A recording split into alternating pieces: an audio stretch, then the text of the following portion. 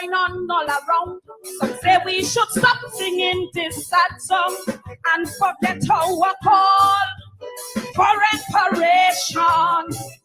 But we just can't sit down, forget and ignore the pain and sorrows our ancestors had to endure. The horror of slavery still haunts this generation because they never asked to be stolen and forced into servitude, chained up, shackled, bruised and battered and treated oh so crude. Millions of white oppressors benefited by enslaving Africans, so the descendants of slaves have a right to call for reparations. For all the slaves that they stole away, tell them that they have to pay. We want reparation for slavery. For all the violence and all the hurt for making Africans believe that they had no right. We want reparation for slavery. For all of the pain and all of the shame. Somewhere, somehow, we want reparation now. Whoa, whoa, whoa. Somewhere, somehow, we want reparation now. Whoa.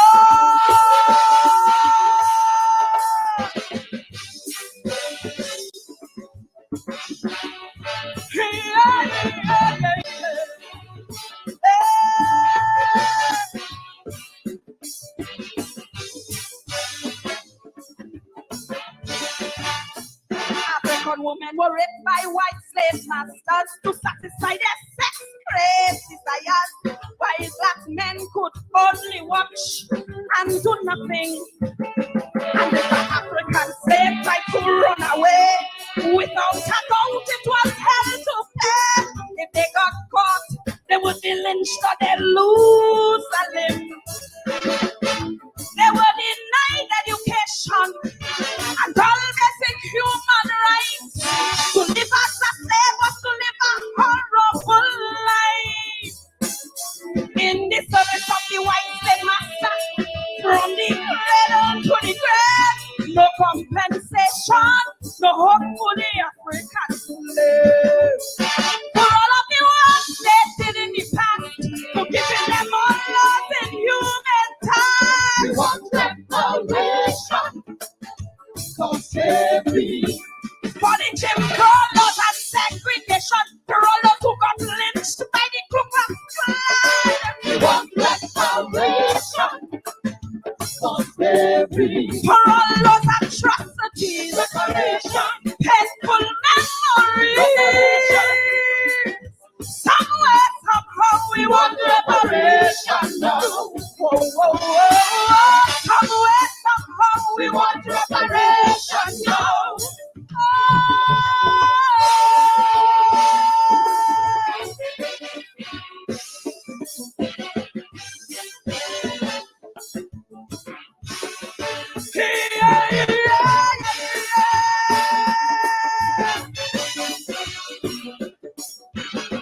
Listen.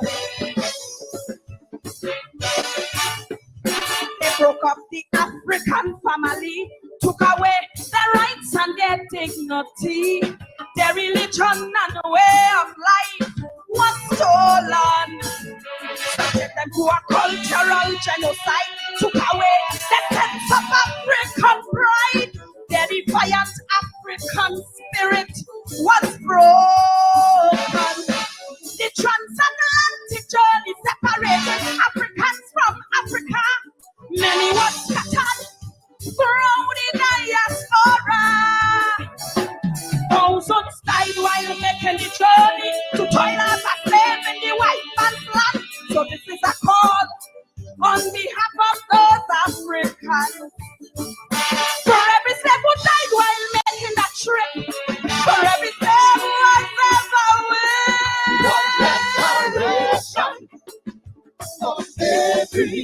for every slave who was sold on the auction block, white men called them good African stock.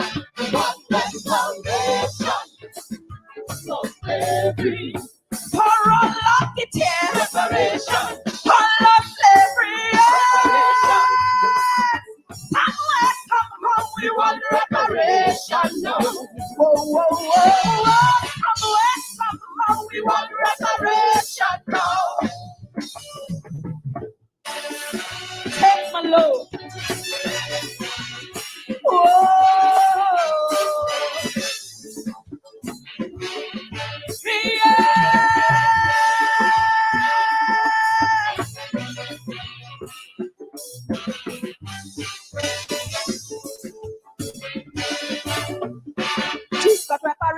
the Holocaust. American Indians for their painful past. Aborigines in Australia got some as well. But not one thing for the Africans who expelled from their native land. It seems Africans were born to catch real hell. Great Britain and North America stole the wealth out of Africa. They built their empires on the back of slave labor. And when they said that slavery was over, the white slave masters got compensation. But yet today, Africans still fighting for reparation. Then I hear the former British Prime Minister say, forgetting slavery happened yesterday.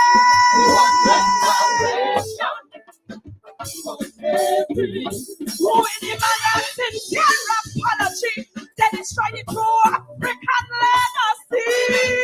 Reparation for slavery. For all of the pain and all of the shame. Somewhere, somehow we want reparation. Whoa, whoa, whoa, whoa. Somewhere, somehow we want reparation. Let's not even get up. What do you?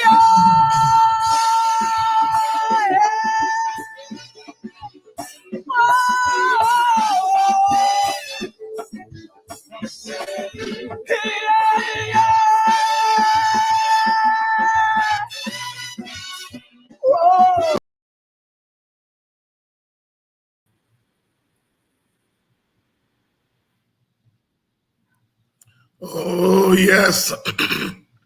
Who says that the reparation message is not gaining steam? Tiny Williams out of Trinidad and Tobago. I'm challenging the Guyanese Calypsonians and reggae scene to begin to sing about reparations, to begin to sing about slavery, not because we want to talk about Black people's story alone, but because we are saying our Guyana, our Caribbean, at the core of understanding who we are in 2023, you have to understand the profundity of slavery to shaping our Guyana, our Caribbean, the world. Capitalism, European wealth would not be possible, was not possible, is not possible without that slave labor, unpaid labor. As I said, what's all the quarrel about? We don't have to make a case anymore. 200 and odd years without a penny. That's the case. Case closed. You know, I saw a letter by Vishnu Bishram in today's papers saying that Indian people suffered chattel slavery. Suffered chattel slavery. Why this drumbeat of trying to equate indentureship with slavery? We know the answer. We know why. We know why they're trying to do that. And that is why last night I talked about the Eastern Slave Project, when they were waging war and catching Africans from North Africa and East Africa and taking them to what is today Turkey and India and Pakistan and so forth. The African presence in those parts of the world was as a result of chattel slavery. They took the women and turned them into concubines, and the men, and forced them to fight wars for them. We know about the transatlantic slave trade, but there is also that other slave project, the Eastern Slave Project. Good evening and welcome to Politics 101. Tonight we're going to be talking reparations with Eric Phillips. We're gonna be talking rep. I remember well a few years ago when Eric Phillips argued that Africans were here long before Columbus. They were in the Americas. And he was making that case, and people were saying that, you know, he was being anti-Amerindian, anti-indigenous people, and so on. And we didn't quite understand what he was saying. You see, Africans were in Europe long before the transatlantic slave trade. They were in the Middle East long before the transatlantic slave trade. And they made their way. When Ivan van Sertima said that they came before Columbus, people used to laugh at him in the 70s. And he was saying Africans were here long before Columbus. You see, the denial of the real African history is a political ploy to distribute the wealth of today unequally. Slavery was about the non-distribution of wealth. African labor, not a penny. Not a penny. Why the drum beat? There have been people who've been laboring in the valleys, they're laboring in the vineyard for this reparations thing for decades and decades. And now we have gotten to the point where reparations is now a household name. And that white people came here and said, we did bad things to Africans. And we owe them. The successor states are trying to wriggle their way out of reparations. You see, as I said last night, I don't want 1 cent of our reparation money go to any government or resources. Whatever resources come as a result of reparations must go to African people for African people to determine it. That oil wealth is reparations, you know. Down there in the Atlantic Ocean, a lot of black bones and black bodies. And they don't want to distribute that reparations in an equitable way. That's why we are mobilizing. First of all, we want you all to become literate about reparations. That's why we keep covering it. Good evening. Welcome to all of you. Tonight we're going to be talking about reparations. The Gladstones were here. A lot of noise was made. I made my point very clear. I'm glad the Gladstones came. Because what they did is they said slavery and the impact of slavery is real. It's real. And if all the ethnic groups in Guyana can agree on one thing, or ought to agree on one thing, and that is that slavery was incomparable. What? Indians have a right. Native Americans have a right. Portuguese and Chinese, they all have a right to demand reparations. They all have a right to make their cases for reparations. But you first of all must make your case based on your circumstances. Don't make your case based on some comparison with slavery. There's no comparison with slavery. Oh my God. So, as we would say in the village, are we depanam? But we are well poised. Well poised. The man who was being behind that whole visit by the Gladstone, behind the reparations, putting a lot of energy into it is Eric Phillips. We live in the kind of society, even among our people, African people I'm talking here, we don't like to give credit. Because we feel if we give credit to somebody, we are diminishing ourselves, the rest of us. All of us have our roles to play. And we've never believed in the deification of the individual, but we've always recognized the role that individuals play in shaping our community, shaping our instincts, shaping our society.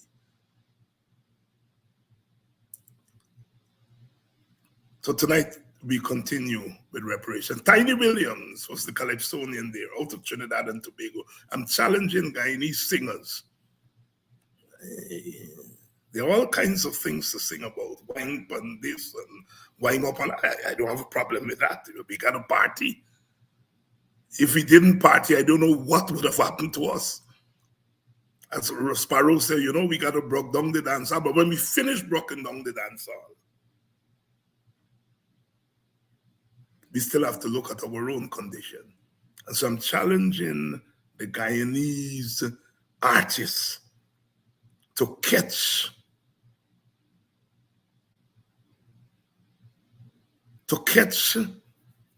the reparations spirit and put it in song.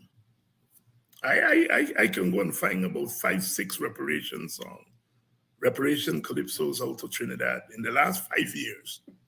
And I've been playing them for you all. Sparrow talked about reparations since in the 1960s. In that classic, I Am a Slave. He make me work, no pay. He's been talking about reparations since then. Welcome to you all, and thanks for those of you who messaged me about last night's program and the history. We have to tell our own story. We sell people into slavery. You all cut it out. They were warring tribes, and they were selling the bounty from war. They considered those people that they were selling their enemy. Don't let people believe that black people screw up, so we sell we own into slavery. The Amerindians were doing the same thing. Europeans were doing the same thing. The notion of the African is a transatlantic, post-transatlantic notion. Before that, they were civilizations. Egypt and Nubia and Ethiopia and Songhai and Mali and Chad and Ghana. And so this thing to believe that we are so screwed up that we sell we own in slavery. As I said, Ravi, they keep talking about the Africans who came as indentured servants. Yes, they came as indentured servants. Yes, they did. And insofar as they undercut the wages of the freed Africans, they were part of a system, but they quickly found out that those freed Africans were their brothers and sisters, and that is why they melted into our community. They were not in conflict. They're always trying to put we against each other. But anyhow, let me do a thing. Let me welcome Brother Eric. Brother Eric, good evening. Hi, David. Good to see you. Chief Eric. Let me put my mouth right. Because we've been doing things and we've been doing a lot. Welcome, Chief Eric, and it's been a long time coming, but as we say, it's better late than never. Look, you have been behind this reparations thing for a long time, as they would say, since I was in short pants. And you've been behind this reparations thing. As you survey 2023, as you listen to that calypso and others, are you satisfied that we have made some progress in popularizing the whole notion of reparations as not a fad, but as something that is central to our understanding of our society today? David, first let me thank you for having me on. And before I answer that question, I'd like to reinforce three things you said. First is the issue about Africans selling Africans. That's untrue. Africa had 3,000 tribes. There were wars. There were wars that were nurtured by the West, who brought weapons and all sorts of things and created a market. So that's the first thing. The second thing, which we don't want to talk about, is this paper called Amerindians in the 18th Century Plantation System of the Guyanas. It's 18 pages. Here it states that three Amerindian groups in Guyana attacked seven other Amerindian groups, killed the men, and sold the women into Dutch slavery. And that went on for 40 years. And the people who are here are Sister Manise, Armstrong, all the people who are in Guyana writing history all these years. They never told us this, and our Black historians never found this out. This was written in 2006, and you'd be shocked. The third point I'd like to make is that without our Calypsonians, without us using culture to popularize reparations, we're not going to get anywhere. We need them on board. Barbados has an icon doing it, Jamaica. Eddie Grant sang a song almost 20 years ago, and all the people you were mentioning. In the last 5 years, everything is coming out of Jamaica and Trinidad. And yet, we've made more progress in Guyana than all of those countries. We're disconnected from our African reality, and we are afraid to talk our story. And that's why we're not singing it in song. But coming back to your point, we've made tremendous progress. I never believed that in 10 years, because it's 10 years since the Caribbean Reparations Commission was formed, that we would be this far. The Dutch have apologized. The Portuguese want to apologize. The Church of England apologized. Harvard, Glasgow, on and on, the Bank of Holland, 11 cities in the Netherlands. So it is gaining momentum. In the United States, there are over 150 groups dealing with reparations at many levels. It's big in England. I helped to form a group in the Netherlands. I was there twice, the Netherlands Reparations Committee, which is supporting people from Suriname who are in Holland, who are being discriminated all over, and they don't want to be left out. But everyone is speaking about it. We had the Trevelyan's in Grenada, but we crunk that with the Gladstones because they were the second largest receiver of the 20 million pounds. Most people don't know that 13 of the top 25 payments for reparations to the enslavers were from Guyana. Most people don't realize that an enslaved African in Guyana was worth 52 pounds compared to 17 pounds in the rest of the Caribbean. Most people don't realize that we are the only post-slavery society where we bought plantations and turned them into villages, which is the structure and formation of Guyana. So we've had a central role in this. Our three historians, well, we have more than three. Walter Rodney, they came before, How Europe Underdeveloped Africa. Ivan Van Sertima, they came before Columbus. George G.M. James, Stolen Legacy. So regardless of where you go, Guyanese have been central to moving this issue of reparations for a long, long, long while. And now it's accelerating. And I'm surprised myself because now we have the traditional kings and queens on. In Barbados last month, we had the African Union on board. So all these partnerships are now coming together to push the momentum. So the British can't hide. The Brattle Group under Chief Justice Patrick Robinson has evaluated the harm to be 107.3 trillion. He was in England last week saying that England can no longer hide. King Charles is trying to finesse it. But what history is a cycle because it was King Charles II who accelerated the monopoly of the monarchy in England. And now King Charles III has the opportunity to apologize and to push the reparations. But I also want to add one point, which is central. Anybody who equates indentureship with slavery is committing academic immorality because they know it's untrue. 473,000 Africans died to build Guyana, and nobody knows that. So I would not argue with Vishnu and Ravi. They know they're lying because they want to jump on the wagon now. I wonder if they will tell the Jewish community that indentureship was the same as their Holocaust. Why don't they go and try that? They're eye-passing us when they do it. And because we don't know our history, the way we answer them is inadequate. We need to shut them down. They're racist when they say that. And they know it. Brother Eric, Chief Eric Phillips here tonight, Brother Eric Phillips. It's opening remarks there. Eric, before I talk about the Gladstone visit, you sent me earlier the Blatter report, and it's saying it's quantifying, and it's quantifying what is owed. 77 to 108 trillion dollars. American money, not Guyanese money. And it's well documented. It's well documented. But one of the groups that does these types of things, when a plane gets bombed in Libya, America sends this group to do the compensation.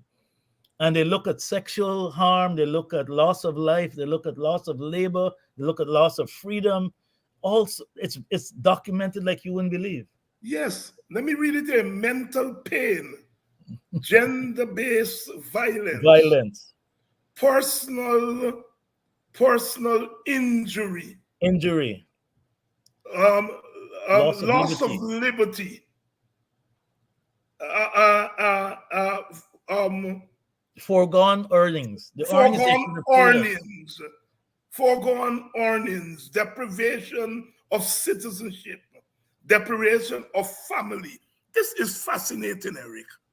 This is the kind of work, and they're saying that this is conservative.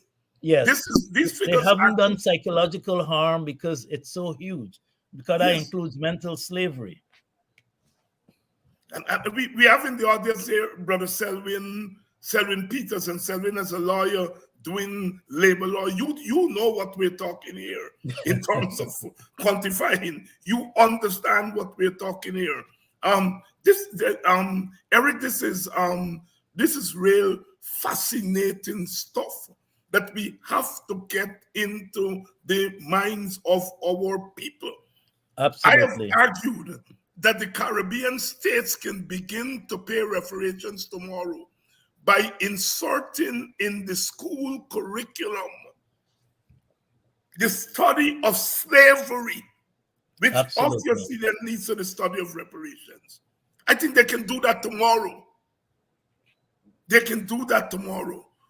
Let's come to the Gladstone family and their visit to Guyana. Talk to us about what went on behind the scenes. Oh my goodness. In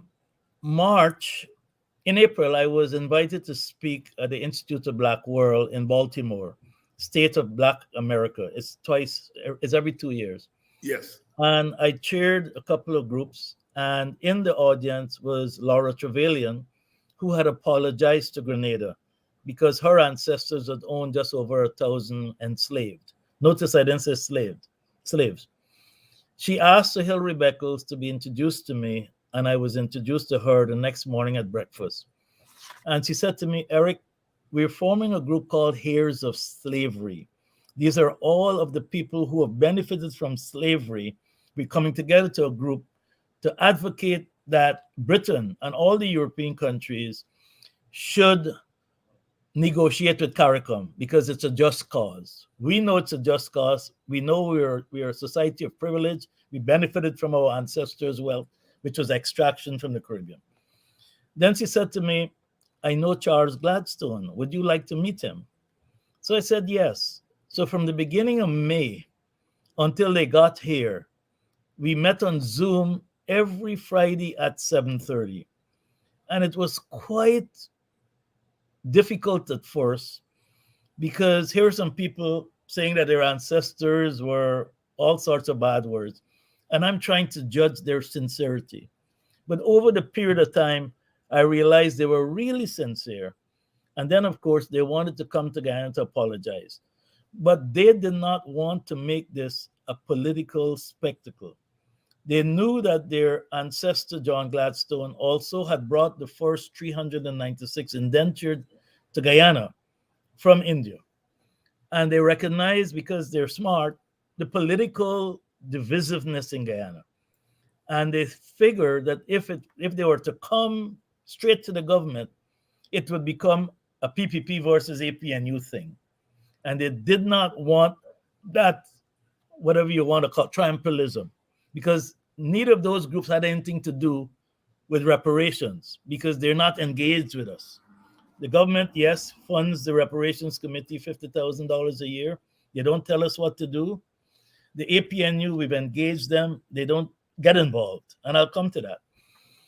So after figuring out what to do, and after convincing them that they should come, because they really wanted to come, we created a process in which we would minimize the political divisiveness, because their goal not only is to apologize, but to create a fund to help the beneficiary, help African Guyanese. Let me put it straight.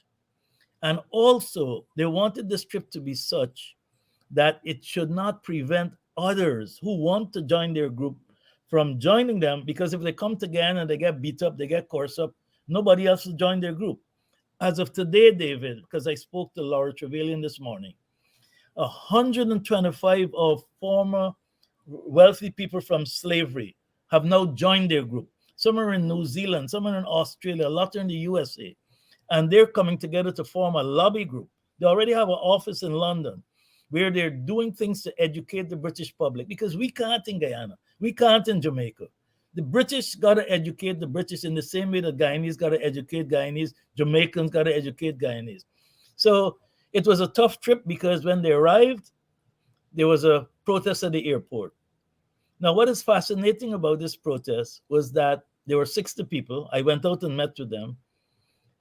57 were Amerindians who didn't know why they were there, because I asked them what they're doing here. One was an Indian guy who was coordinating everything, and there were two elderly Black women. When I asked them why they were there, they said they were here to protest, and they were given placards. Now, here's the divisiveness about this. Amerindians, if we're being real, should apologize to Africans. They were used by the Dutch and the British to police us. They hunted us down in the 1763. They killed Kwamina. All these things, but Black people don't complain about that because of who we are. They were with the Gladstones. They were with the Dutch. They were with the British. And so somebody tricked them into coming to the airport and to talk about, what about us for reparations? They already have reparations, David. They have the Amerindian Act of 2006. They already own 19% of Guyana. They already have a Tachaus Council that is funded by the Constitution. They also have an Amerindian Development Fund that just received $200 million in carbon credits. And yet, 3 of those 9 groups were never in Guyana before us. The Waiwais, the Makuchis, and the Wapishanas came to Guyana 100 to 200 years after we were here. But because of our politics and we calling them First Peoples, we don't want to differentiate. We don't want to talk about they were hunting themselves and selling themselves before we were brought here. And that they were, if they're getting reparations, we should. So that was the first thing. And that could only have been set up by one group of people who knew they were coming, who knew the exact time the flight was going to be here. Then we came down to Eugene, which after a long debate, they did not want to do it any other place other than at a university, because that's what Laura did in Grenada, because they didn't want the politics, and they felt the universities and academic environment, they can survive there. So we decided on that after about 5 weeks of debate. And when they heard the government wanted to move it, they sent me an email, which I can read to you, that they're not coming because they do not want to get caught up in the politics. They're here to apologize to Black people, and they're here to also apologize for indentureship, which they know is totally different things. So we created a program in which they would go to UG. They would then have a TV program with us, and it's an incredible TV program because we interviewed Laura Trevelyan, we interviewed the Gladstones, they apologized on TV, and then the young people, the 3 of them, they brought 3 young people and 3 elderly people, 6 of them. Our poet, young poet, Crystal Crawford, who is brilliant, she interviewed them on TV. That show was been shown last Sunday. Somebody's hiding it. Now, after that, there was a dinner at the British Embassy. We did not go, even though we were invited, because the British government is anti reparations and the Gladstones are for reparations. Anyhow, the next day we had an event at AGDA where we invited African organizations. We did a spiritual event because our ancestors got to accept. You and I can't accept for their pain. So they went through a ceremony in which Brother Irvin did what he needed to do to see if the apology was genuine. And then, of course, we took them to Buxton. And in Buxton, Tukuntu, Sister Yvette, they had a great time. They eat up the food, they dance, they do folk songs, but they also went and sat at the table with most of the people who were elderly and chatted with them. And instead of spending 2 hours, they spent almost 4 hours there. AGDA was involved again, working with Tukuntu to make sure that they felt comfortable. Because the goal, David, is that when they go back, they must feel predisposed to create a big fund for African projects in the community, which is what they've sent me a note saying, thank you for the tremendous welcome African Guyanese have given us. And we look forward to working with you to go after some of the projects we identified whilst we were there. And more importantly, this has now strengthened our cause to go and recruit more people to pressure the government of Europe to negotiate. Because as you know, David, and most people don't recognize this, right now, the reparations process is a sovereign state process. CARICOM, Europeans. No individual groups can negotiate. But I also want to say to you and agree with you that no political party should be managing any reparations for Black people in this country. None. And so what we have done as a reparations committee, we hired a lawyer in 2017. After we did a COI, where we argued that we should get 18% of Guyana because our ancestors cleared 15,000 square miles. By the way, David, 15,000 square miles is twice all of the other Caribbean islands combined, Jamaica, Barbados, and we cleared it from the sea. And we lost 473,000 lives, more than any, because it was swamp and snakes and all of that. We're still struggling because we're on the sea level. So we created a ancestral rights bill, which needs to go to Parliament, that is similar to the Amerindian Act of 2006, but also very different. We had a lawyer do that. And then we hired another group to create a perpetual trust. That perpetual trust basically says any funds for reparations will go into this, and it will be managed by 23 trustees, 17 of which are elected by village councils, and 6 of which are technical people, and they will have 1 vote, whereas the 17 will have 1 vote each. This way, if an African descendant wants 10,000 acres of land and they have a business plan, the technical group would look at it and basically analyze it and recommend it to the group, and they would get the 10,000 acres plus money to develop their land if it involves the African community. If the committee says there should be cash transfers, then that happens. But no governments of any type. And the reason we've argued for that is because unlike other countries in the Caribbean, which are predominantly Black, we have a very different environment here. And I like what you said about the oil, because it's our ancestors' bones that's creating that oil, and we're not getting any of it. So we have to be practical, we have to be smart, and that's what we did since 2017. We met with the Patagy and discussed that. Their view was a different village council structure than ours. We wanted our village councils to be Buxton, the original plantations that were turned. They wanted to follow the Constitution. We rejected that because right now in the Constitution, we got RDCs and NDCs, and we got lands bought by our ancestors, now managed by other people who had no right to manage it. So we said no to that. Plus, more importantly, that's in the Constitution, and that's very political, and we needed to ring fence it. we would go and create new village councils that of Africans and African descendants. They would be elected in those villages, and they would manage the perpetual fund, not any government. Brother Eric Phillips here, laying it out for us. What went on behind the scenes? Now, there's some things I'm learning here tonight, and I'm sure that you all are learning here tonight.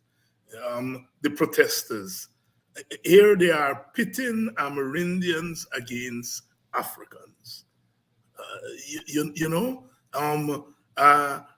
The fact that the Gladstones made it very clear that they did not want government and political parties involved. So it's not the Black leaders who are making that request. It's the Gladstones who are making that request. And look, our governments, including governments that have been supported predominantly by Black people, have not been matured on the question of race, the question of slavery. They have generally put the fight for votes and the fight for Black justice in the same pan, in the same mortar. They do not belong there. Absolutely not. They do not belong together. And this has been the problem with our leadership. And because they've not been matured, I support the reparations community view that they should not manage one set. And I'm saying not just the Indian-dominated political party and government, but the African-dominated political party and government. They are not matured enough on the question of race, on the question of slavery. They've hidden the facts about slavery. They've refused to make slavery a central part of the curriculum.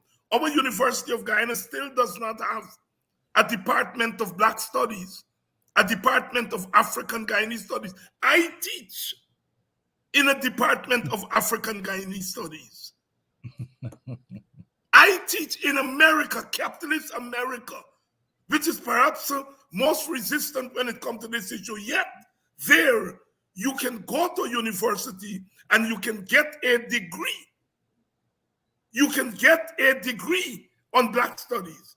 I made sure my children, all who went to universities, they could study whatever else they wanted to study. But the one thing I insisted, get a degree in Black studies. And they could do it in America. Why not in Guyana? And I think that is or Jamaica, or Trinidad, or Barbados. Or Barbados. And this is Eric, 68 and 55 years after Walter Rodney's banned from Jamaica for wanting to teach African history. We still don't have a degree.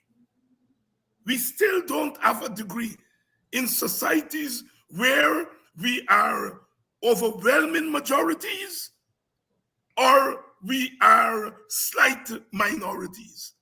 And I think this issue has to be an issue. And I want you to talk about this issue, about African Black studies in our education curriculum. I want to talk about that and what that would do in terms of settling this question of dispute between slavery and other things. David, I'll give you an example that is current.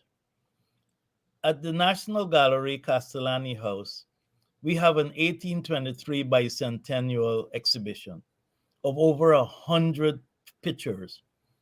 And the way we approached it, because we know that it's not going to be taught in school, we started with Africa before slavery. Lucy, Dinkinet, the Lebumba Bones, the pyramids, Imhotep, Mansa Musa, Lalibela, Timbuktu, Mali, the Benin Bar. So just to show what Africa was before slavery, all the kingdoms we had, the wealth, the technology in building the pyramids, which they cannot even build today, even though it's 5,000 years old. That pyramid had 1.3 million stones, 2.5 tons to 15 tons each, stacked 135 levels. They can't do that today, even with the most incredible technology. Then we went to the Middle Passage. We started with the papal bulls. Most people don't realize that the 3 papal bulls by the Catholic Church, Pope Nicholas to King Alonso in 1452, the first one, Dum Diversas, made chattel slavery real. It said that anybody who's not a Christian can be put into perpetual slavery and all their belongings taken away. And that started Columbus and all of them. And before I go away with this, David, you made a point that people didn't catch. The Moors ruled Europe for 800 years, up to 1492. They were all over the world. People don't realize that. They built the first universities. They taught the Europeans how to use water to cleanse themselves. They have incredible architecture still. All of that we've forgotten. But then I also showed Queen Nzinga and Queen Amina and all of that. But in the Middle Passage, we showed the 3 to 6 month torture where our people were dying, they're throwing them overseas. 15% of those who were on the ships died. We showed the sharks following the ships. We showed them raping women on the boats. See, like punishment. And then we showed the tools of torture that they used. And then we went to the third segment of this exhibition, plantation life. What happened when they were in Guyana?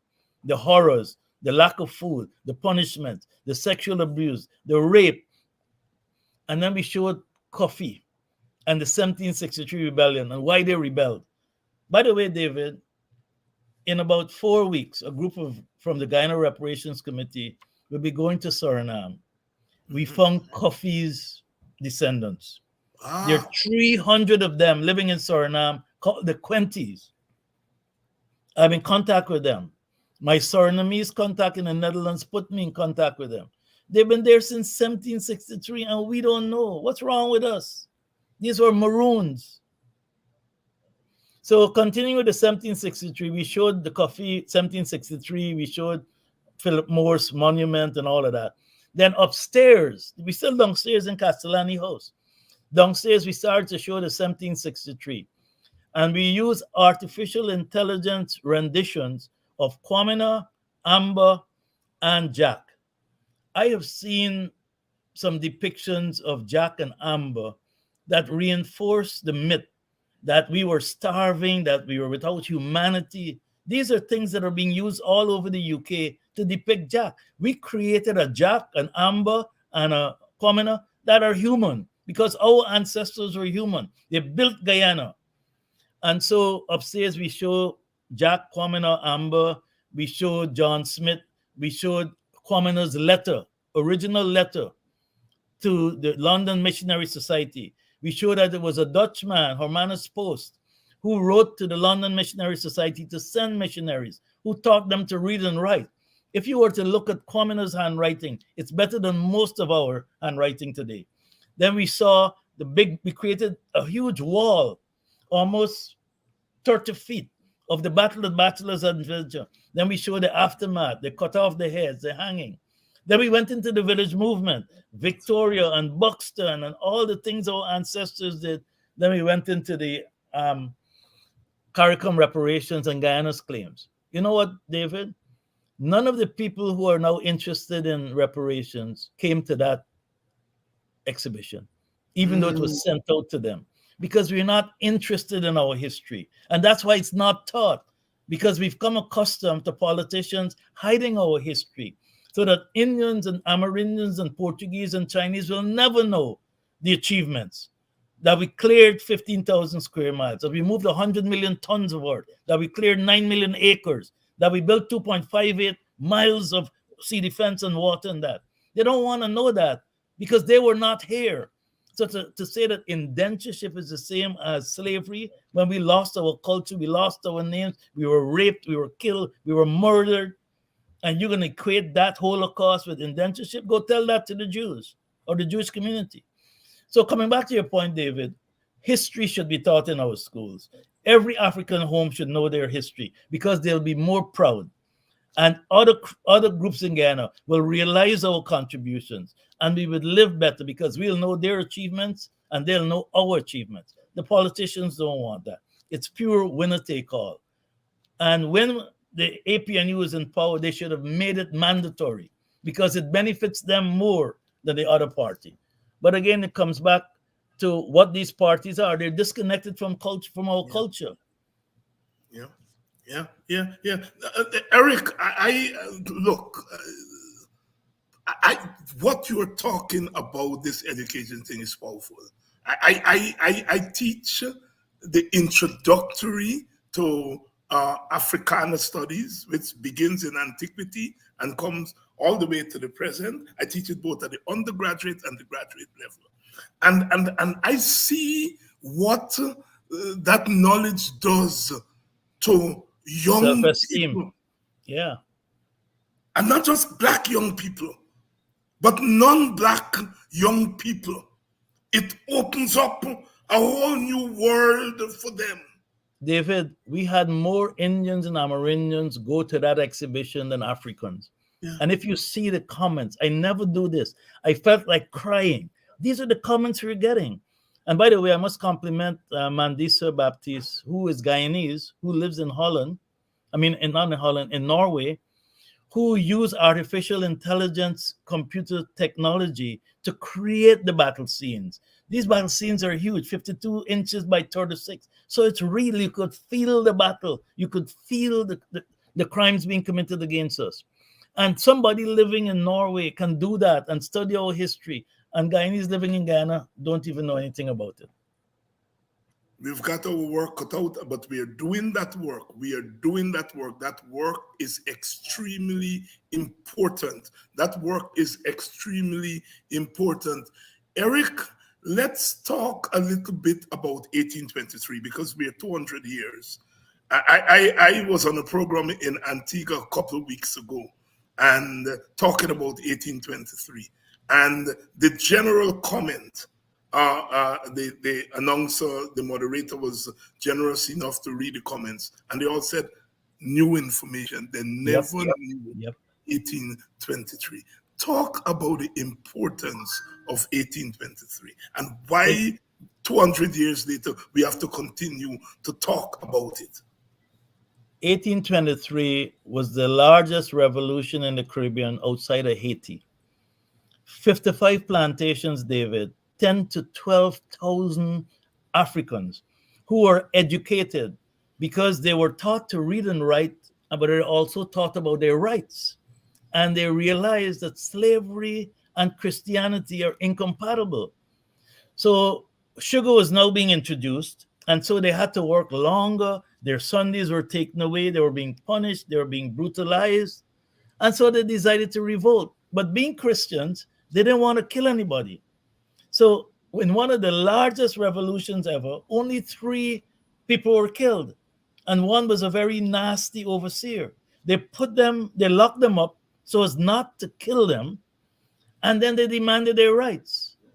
But guess what the British did? They shot them because they only had cutlasses. They shot them, killed 200 at Bachelor's Adventure, and then went from village to village. Remember, there were 55 villages involved, plantations, and started to do summary executions on the spot. And worse so, they made some of our ancestors cut off the heads of those they'd already shot, put them on staves, and decorated Mahaika to parade ground with their heads. Kwamina, who was the leader, but was really Jack, he was shot in his back by an Amerindian arrow. They took him and took the plantation Success, which was owned by the Gladstones. And they left him there to rot into nothing for over a month.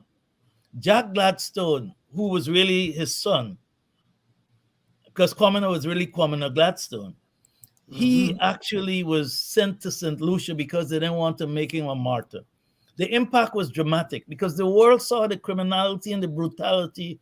The abolitionists, Clarkston, Wilberforce, Hannah More, all of them got up in disbelief and started to argue against slavery. Of course, the British government was put on the spot because the local colonists blamed John Smith, the priest, as the person who organized it. Again, taking away the agency from our ancestors for using the church to organize and plot and to have a strategy in place. They always give somebody else the credit. He was tried and sentenced to death, but he was being pardoned from England. But whilst that pardon was coming, he died. But that accelerated the Emancipation Act. That changed the way they started to treat our people. So there were laws afterwards not to beat women. They used to beat women, 18 things. Let me add another point. For every African that was brought to Guyana, 3 were bred. And that's why the Brattle report goes through this analysis. They bred them because they were free people. If a woman is impregnated, that's a free slave. They don't have to pay for them. And that's how they kept manufacturing other Africans here. You know, it is so horrible when you start to read what our ancestors went through. And yet they cleared all that land. Yet they moved 100 million tons of earth without a spade. And of course, this led to a lot of changes in England. And ultimately, another war, which was the 1831 Baptist War in Jamaica, again led by somebody who's Christian. Those two created the acceleration of the Emancipation Act. Of course, we had Busa in Barbados. Right? And we had 1763. You know, a lot of Jamaicans tell me that the nice slaves were sent to Guyana, the bad ones were to Jamaica. But we had the worst revolutions. We fought. We had African Jeanette, who was a Akan princess, who used to poison her masters with herbal remedies. They would die 3 months later. We had resistance all over the place. All those people are lost in Guyanese history. And then to look at how our people have impacted the world of reparations and African history. Walter Rodney, George G.M. James, Ivan Van Sortema, a small nation like Guyana with 3 of the premier historians in Africa, born in Guyana. So there's something in the African Guyanese blood that made us buy villages, that made us base it on the home, on family, on church, on school, and on self-reliance. We were the first entrepreneurs in Guyana. The first one was Victoria, 78 men and 5 women. We don't even know their names, David. At least we should know the women's names. We had Winkle in Berbice, where we had freed Africans who were engineers, who used to be sent around to fix plantations, even before the village movement. We don't even know that. We don't even know the 3 of the indigenous groups. The Waiwais came here 200 years after we were. The Wapichanas came here 100 years after we were here. The Makusis came here 100 years after us. They were not here in 1763. And this is the research that has been hidden from us that we've captured in the Guyana Reparations Committee. And we've printed 10,000 books. They're free. We've given them away. We've linked past discriminations to modern day discriminations. We've found 15 of those. We've published those. We've shown the legacies of slavery that are impacting us, things that we don't want to talk about. The church has impacted us negatively. We believe that God is white when he isn't. So that's how white superiority impacts us. We're looking up to somebody who's white, who's greater than us. But if you look at our history, from Lucy, the pyramids, Imhotep, Mansa Musa, we were the first farmers, technologists, doctors, nurses, engineers. And now it's reversed on us because we've not been told our history. The greatest harm in our history is the loss of our memory. And in Guyana, we are afraid to go and reclaim it because we want to be one Guyana. We want to be one Guyana. We want crossover votes. Eric, I reference that Eastern Slave Project. That enslaved let me talk about that. Yes, please, the Eric. Arab slave trade or the Eastern slave trade went on for 13 centuries. Here we go. The Christian slave trade or the European slave trade or the transatlantic slave trade went on for 4 centuries. The Arab slave trade went on for 13 centuries. I was in Mombasa a few months ago. You could see the things. They used to take 35 million Africans were involved in that. They used to make the women concubines. They used to cut off the penis of the men to make them eunuchs. And 70% of them died because of that, to guard the harems. Mm-hmm. And why you think there's not an as much blackness in the Middle East as it is in the Caribbean. When somebody in the harem got pregnant, they killed the child. Yes. That's lost. 13 centuries. So my Muslim brothers, when they argue about slavery and all of that, they don't know their history. That's right. That happened before the European slave trade. 13 Yes. centuries. Zanzibar, Kenya, Mombasa, all the way to the Middle East. That's what happened to us. So within 200 years, let me give you another figure. 1650, Africa and Europe had 100 million people. By 1850, Africa shrunk from 100 to 95 million. Europe grew from 100 to 265 million. So we've lost 170 million Africans through that harm of the Arab slave trade and the transatlantic slave trade. And if you deplete a continent of its best, because they didn't take weak people, the weak people they left to die. Mm-hmm. They took the best. They took kings and queens and princesses and engineers and brought them here. And that's why we survived. Our children don't even know our DNA and how we survived this. No one else could have. And yet we're ashamed of our history. We're ashamed of our culture. We're ashamed of our heritage. We want to whiten our faces. You want to wear long hair. It's quite sad. But that Eastern slave trade went on for 13 centuries. There we go. Eric Phillips, you're seeing, I hope you're seeing some of the comments that we're getting here tonight, and the information that you have brought to bear on our discussion here tonight. We strive on this program. You know, we do our party politics some of the time, but I have dedicated myself and dedicated part of this program to do what we are doing here tonight. And that is to empower our people with an understanding of our own history. And you know, and last night I set the stage for tonight's discussion by talking about the Eastern slave trade, the Arab slave trade, and the fact that by the time African people got to where it's today India and Pakistan and so on, the caste system was already in place. Yeah, they used to hunt us and take us to those countries. There were 5 migrations of Africans throughout the world, and most people don't realize, David, that the first human being was an African, and that as they migrated away from Africa, the skin changed, their eyes changed, their hair changed. All people in this continent or this world are descendants of Africa. I don't know why they're hiding from it. Because you can't put a cow and a sheep and get a cow. You have to put 2 human beings together. So we are their original people, the cradle of civilization. Lucy, 3.2 million years ago, we were on this earth. She was 64 pounds and 4 feet inches. And that we don't even know. We don't even know Lucy. We don't even know the skeletons they found in Africa. They don't even know how they tried to take our brain to try to identify how our brains are smaller.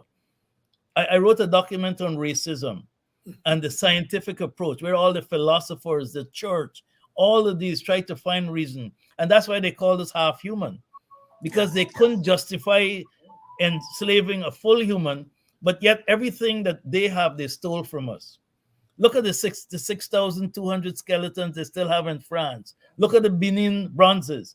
Look at all the the obelisks, the tekins. They have it in Washington. They have it in Paris, copied from Ethiopia. And yet they say that we were animals. But everything we produce, they have in their museums.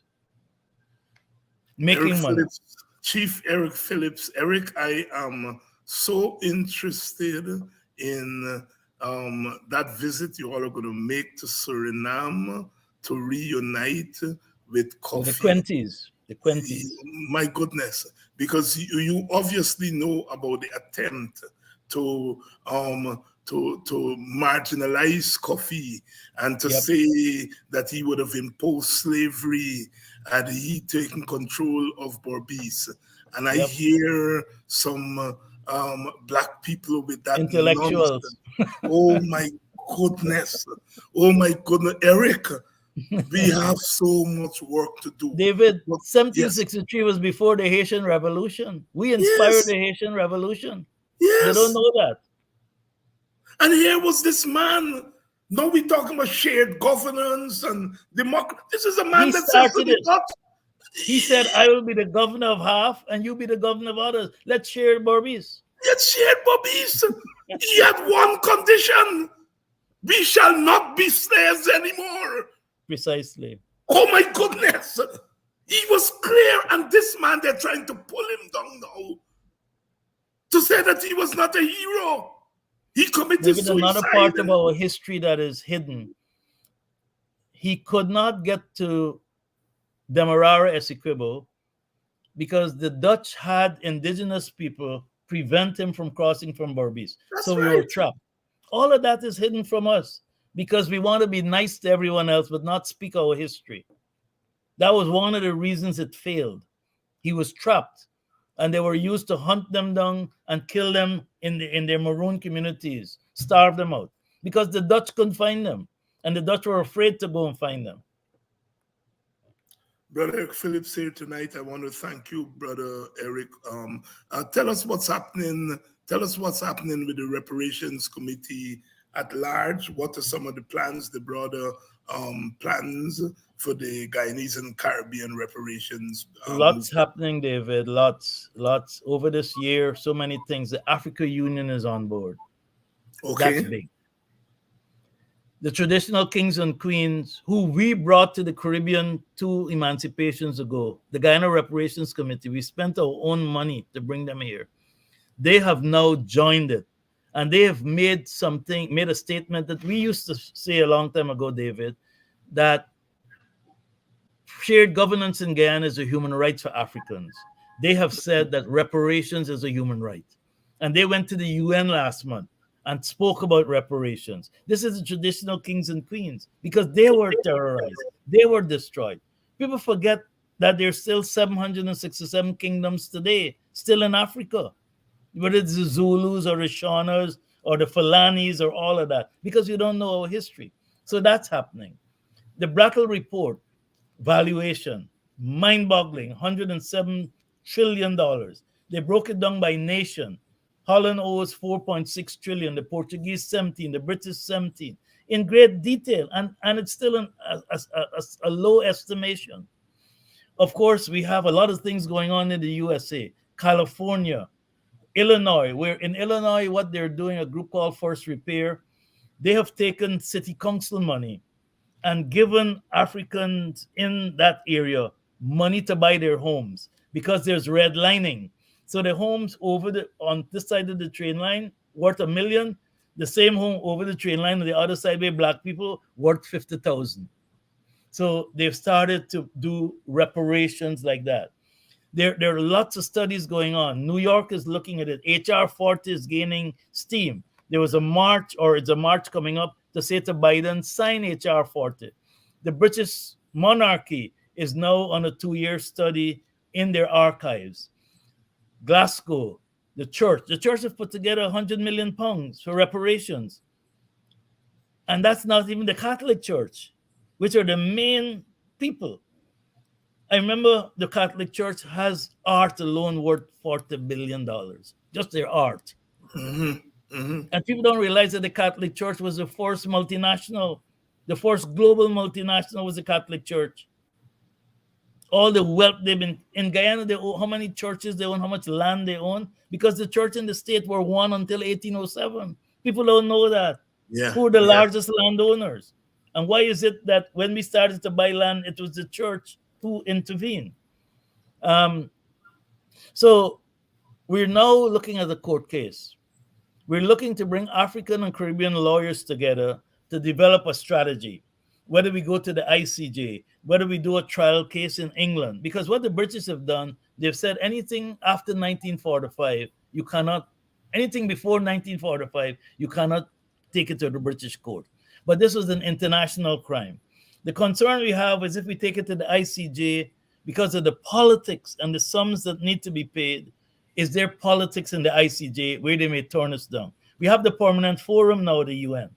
where they've been asked to get an opinion of the ICJ on if reparations is a crime. We're looking at going to the Security Council.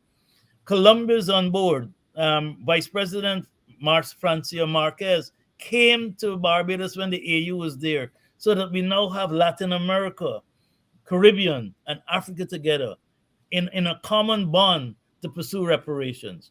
And what people should realize is that without reparatory justice in the Caribbean civilization is at stake. Climate change, unemployment, one-crop economies. We can't survive. Guyana is lucky that we found oil, but the rest cannot. So without reparatory justice, without that 10-point plan, and it's a 10-point plan that makes sense. It's a development plan. The other thing, David, is that we've now started to understand that you can't negotiate against yourself. We Africans love to do that. We call ourselves slaves instead of being enslaved. So we empower other people to call us slaves. The indentureship people say it's a second slavery, but they won't call themselves second slaves, right? So they leave that stigma to us, but they want to equate indentureship with slavery. And we don't call these things out. If you were to put indentureship and slavery together and use those same criteria you had, loss of liberty, loss of life, the two are so different. One was a crime, the other one was a contract.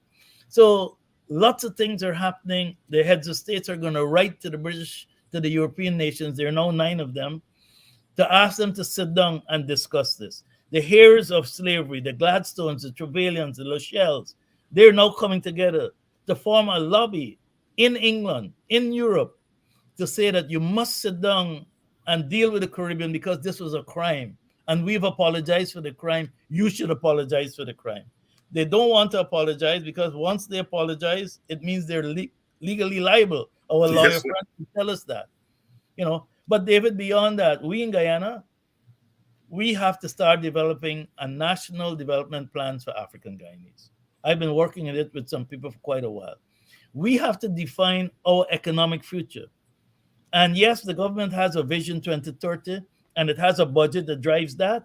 We need to integrate our vision into that vision so that when things are happening in agriculture, our farmers get it. So when things are happening in a different area, but our strategic plan has to define our needs. Our needs are different than other needs. We don't have generational wealth. That's why we're locked out from oil. And therefore, local content should start with local being Africans first. I wrote an article 5 years ago and everybody cursed me out. I said, we do not need local content. We need national content. And now look at the private sector. They're complaining about the Trinidadians and everybody else taking away business because it's local content, but they won't include us. And we're the ones who died for Guyana. So our politicians need to know their history. And if they do, they'll argue differently. And their arguments will be more powerful. But they don't.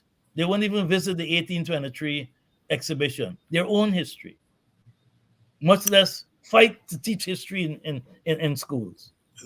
So a lot of things are happening. And I'm glad to say that we in Guyana, we meet every Thursday. One of the things we did that made us so vibrant is that all the other countries, they have commissioners, PhD in this, PhD in that. We have ordinary people. And we opened it up to the public. And in terms of Ipadaji, there are 4 members from Ipadaji on our reparations committee. Agda, represented by Elton. The Rastafarian community, represented by Sister Esther. Royston Peters, who is in Ipadaji, who represents Essequibo. And we have also one other person who I'm missing right now, Jonathan Adams, who is part of Ipadaji, who represents Black reparation. So we've included everyone. And those who've been excluded, we're open every week to the public. We do 60 events a year. We're in the villages. We got 2 TV programs, one for our elders, one for our young people, where we try to promote African pride. And yet, the politicians haven't supported us because they don't see the connection between reparations and even their ability to get part of what Guyana owes us. They should be promoting it. Yeah. What do they have to offer us other than reparatory justice? Because it's a just cause, and we have all the facts. The Amerindian Act of 2006 is the first Reparatory Justice Act in the Caribbean. It's a precedent. It was done when we were a sovereign state, not a colony. We were Guyana. So that's a precedent. And we should be fighting for reparations from the state of Guyana, as you argued a few weeks back. We argued that in 2001 at the COI, the Commission of Inquiry. And after that, we wrote the Ancestral Rights Bill, we wrote the Perpetual Trust, and we also went and drew a map of the lands we want for reparatory justice. We have that map. We don't boast about it, we don't share it, because there are too many saboteurs, even among our own people. Mm-hmm. Mm-hmm. Eric, on the screen there, one of our regulars, one of the owners of Politics 101, says there in Guyanese parlance. So you hear and you see that you have to become a fixture here for us to talk through these matters. I can't let you go without asking you about these 14 oil blocks that are going to be auctioned. And it's pivotal if we're talking about reparations, because I'm linking, as you have done, the oil to reparations. David, you're so right. We have missed the boat. There have been 7 oil blocks given out to Africa, to Guyanese, 6 to Indians, and 1 to a Portuguese. Yes. And yet, when we applied for one, everybody was against us. Yeah. No one wants us to be wealthy, but we deserve it more than any other group in Guyana. 473,000 of us died. And those oil blocks that are being auctioned, 3 or 4 should be set aside for us. That's what I want. Generational wealth, that's reparations. That's what I wanted to ask. Parade ground and making a monument of it where our ancestors were hung. That's reparations. Making sure that history is taught in school, that's reparations. That's there where are I many was ways going. of reparations, but we're disconnected from the political architecture. Winner take all is not reparations. Shared government is reparations. And if you start to look at things in that context of reparations and generational wealth, the politicians who we vote for would look at things very differently. But they don't, because they don't know their history. And they're afraid to be involved in our culture because they want everybody else to vote for them, but they don't want to vote for us. And we're the ones supporting them. Eric Phillips saying it better than I could ever say it. Eric, say it again. They want everybody else to vote for them. But they don't want to vote for us. They don't want to vote for us.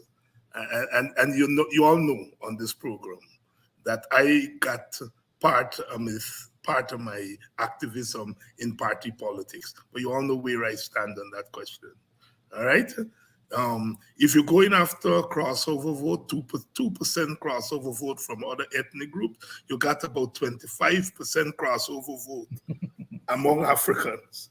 That's people who feel you've neglected them and they want nothing to do with you. And you have to convince them to cross over from their apathy to come, and you all don't see them as crossover vote. I want you all going to tell you all political leaders, David Hinds and Eric Phillips say here tonight, you all get crossover vote to fight for in the Black community.